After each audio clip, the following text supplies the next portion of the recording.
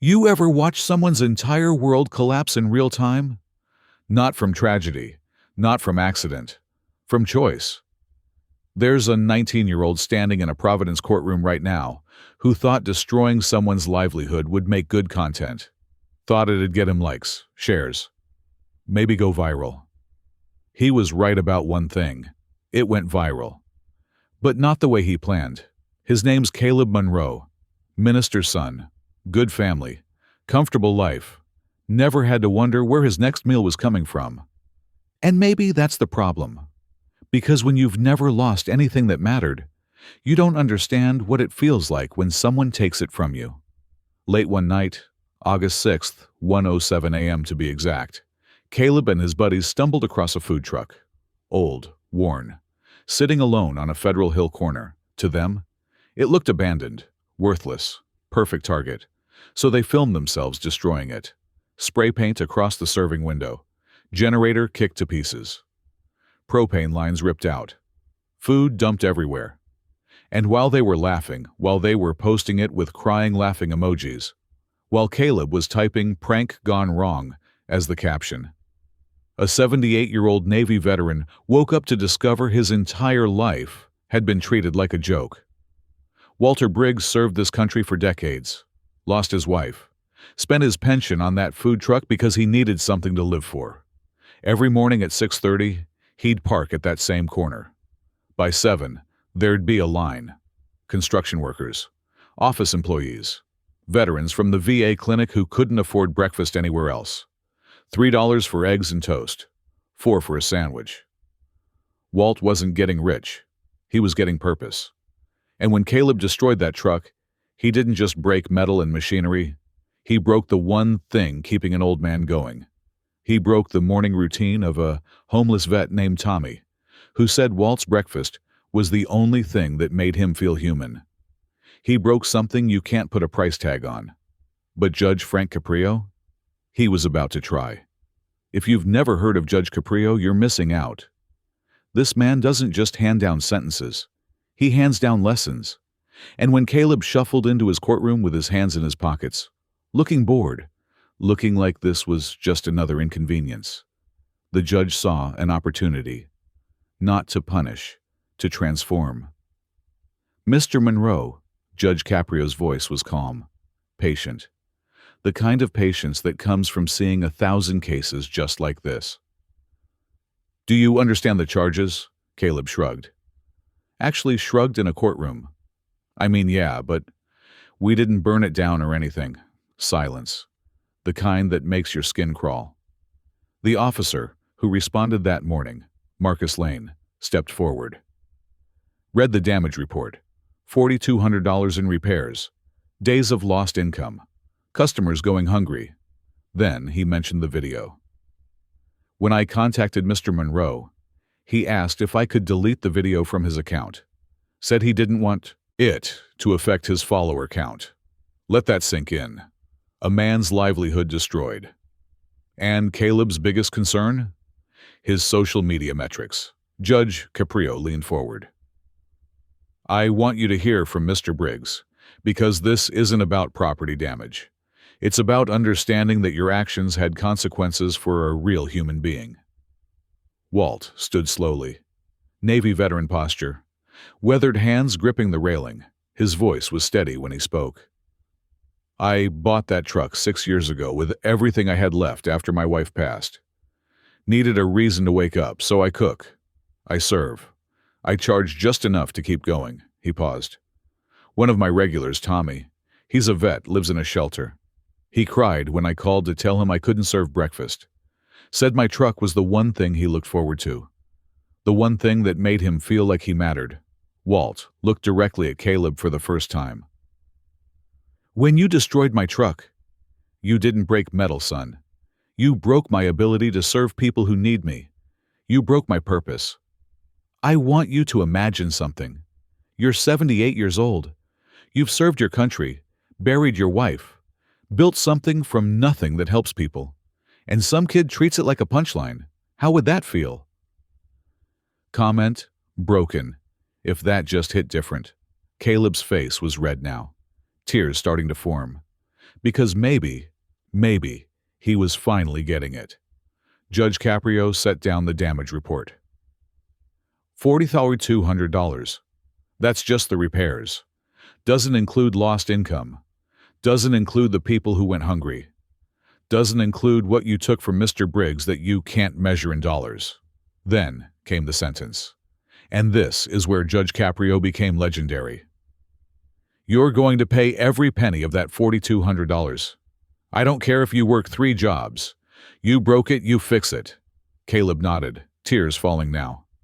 You're going to complete 180 hours of community service at veterans' food banks, shelters, mobile meal programs. You're going to see the faces of people like Tommy. You're going to understand what you took away. But the judge wasn't done. And then, you're going to work directly with Mr. Briggs for 30 days. You'll show up at 5:30 in the morning. You'll prep. You'll serve. You'll clean. You'll do whatever he asks. And you'll learn what it means to build something instead of destroying it. The first morning, Caleb showed up at 5:30 sharp. Walt was already there. Grill fired up. Supplies organized. You're on time. Good. Yes, sir. Don't call me sir. I worked for a living. Call me Walt. That first week, brutal. Blistered hands from the spatula. Aching back from standing. The smell of bacon grease in his clothes for days. But something weird happened. He stopped thinking about his phone, his followers, his content calendar. He started learning names. Danny, construction foreman. Always tips an extra $1. Maria, night shift office manager. Rushes to grab breakfast before her kids wake up. James, veteran who never speaks, just nods his thanks. And Tommy, sweet, broken Tommy who showed up every single morning at 7:02 like clockwork. Until one day, Tommy didn't show. Walt noticed immediately. That's not like him. Caleb didn't hesitate. Want me to check on him? He found Tommy in his shelter room, eyes red, staring at nothing. Rough day, Tommy whispered. Didn't feel like facing the world. Caleb sat down beside him. Didn't try to fix it. Didn't offer empty platitudes. Just sat, listened. Then brought him a breakfast plate from the truck. Walt was worried, Caleb said quietly. So was I. You're part of our morning, man. Not the same without you, Tommy cried. And Caleb realized, this is what Walt does every single day. He shows up. He listens. He reminds people they're not invisible. By week 3, Caleb was arriving early without being asked. Prepping ingredients the night before, suggesting menu items. He wasn't working off court-ordered hours anymore. He was working because he cared. Because somewhere between the blistered hands and the 5:30 alarms and the conversations with veterans who'd lost everything, he'd found something real. Something bigger than virality. Bigger than clout. Bigger than content. Purpose. November 6th, back in Judge Caprio's courtroom. Ms. Ortega, status update, the clerk stood. Mr. Monroe completed all requirements, Your Honor. 180 hours verified. Restitution paid in full. Supervised work completed. She paused, and voluntarily extended beyond the 30-day requirement. The judge looked at Caleb. You're still working the truck? Yes, sir. I want to keep helping. I've learned more from those people than I ever learned in school. What have you learned? Caleb's voice was strong now, clear. That people aren't content. That struggle isn't entertainment. That building something meaningful is harder than tearing it down. But it's the only thing that actually matters. Walt stood. Moved to the front of the courtroom. I received your letter. Watched you work for 30 days. And I want to say this publicly. He looked Caleb in the eyes. You showed up. You worked hard. You cared about my customers. That matters more than any apology. Caleb's voice broke. Walt, I'm so sorry. I know you are, son. Walt extended his hand. Caleb took it. Judge Caprio smiled. Small but genuine. Mr. Monroe, this case is closed, but I hope the lesson stays with you. The world needs people who build, who serve, who see others as fully human. The gavel fell softly. As they walked out together, Walt turned back. "You still want to work the truck tomorrow?" Caleb's face lit up. "Really? 5:30 a.m., don't be late." "I won't, I promise." Here's what nobody tells you about redemption. It's not flashy. It's not viral. It doesn't happen in a moment.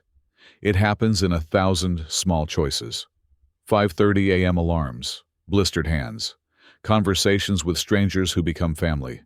It happens when you stop performing for an audience and start showing up for people who need you. Caleb thought he was creating content that night he destroyed Walt's truck. What he actually created was a chance to become someone worth knowing. And the beautiful thing? He took it. When was the last time you built something instead of just consuming?